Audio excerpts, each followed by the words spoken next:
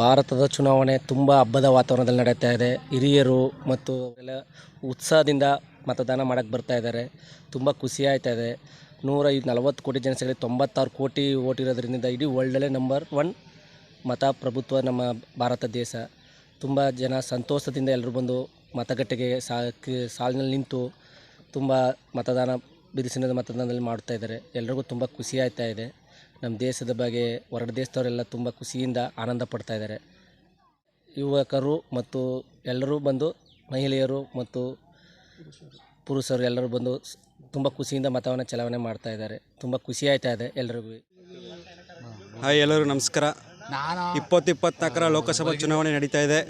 ಇಂದು ಎಲ್ಲ ಯುವಕರಲ್ಲಿ ಕೇಳ್ಕೊಳ್ಳೋದೊಂದೇ, ನಿಮ್ಮ ಮತ ನಿಮ್ಮ ಹಕ್ಕು. ದೇಶದ ಉಳಿವಿಗಾಗಿ, ನಮ್ಮ ಧರ್ಮದ ರಕ್ಷಣೆಗಾಗಿ ನಿಮ್ಮ ಮತ ಇರಬೇಕು. ಯಾವತ್ತೂ ದೇಶ ಉಳಿವಿಗಾಗಿ ನಿಮ್ಮ ಮತ ಇರಬಾರ್ದು. ಯುವಕರಲ್ಲಿ ಕೇಳ್ಕೊಳ್ಳೋದಷ್ಟೇ, ಎಲ್ಲ ಮತದಾರರ ಕರ್ಕೊಂಡು ಬಂದು ಮತ ಹಾಕ್ಸ್ಬೇಕು ನಿಮ್ಮ ಮತಗಟ್ಟೆಯಲ್ಲಿ ಅಂತ ಕಳಕಳಿಯ ಮನವಿ. ಯಾರು ಕೂಡ ಮತ ಹಾಕೋದನ್ನು ಮರಿಬೇಡಿ. ಮತ ಚಲಾಯಿಸಿ. ಧರ್ಮದ ಉಳಿವಾಗಿರಲಿ ನಿಮ್ಮ ಮತ, ದೇಶದ ಉಳಿವಾಗಿರಲಿ. ಯಾವತ್ತೂ ಕೂಡ ಮತ ಹಾಕೋದನ್ನು ಮಿಸ್ ಮಾಡಬೇಡಿ. ಜೈ ಕರ್ನಾಟಕ. ಮತ್ತು ಭಾರತ್ ಮಾತಾ ಕಿ ಜೈ.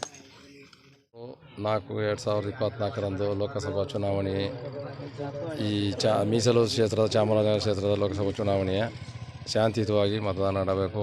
ತಪ್ಪದೆ ಬಂದೆಲ್ಲ ವೋಟ್ ಮಾಡಿ ಒಳ್ಳೆಯ ವ್ಯಕ್ತಿನ ಜಯಗಳಿಸಂಗೆ ಮಾಡಿ. ಅದರಿಂದ ಹಾಗೂ ಹೆಗ್ಡಳ್ಳಿ ಗ್ರಾಮಸ್ಥರು ಹಾಗೂ ಈ ಕ್ಷೇತ್ರದ ಎಲ್ಲ ಜನಗಳು ಮಾತಾಡಬೇಕು. ಈ ದಿನ ಪ್ರಜಾಪ್ರಭುತ್ವದ ಹಬ್ಬ. ಪ್ರತಿಯೊಬ್ಬ ನಾಗರಿಕನೂ ಸಹ ಮತದಾನ ಮಾಡಬೇಕು.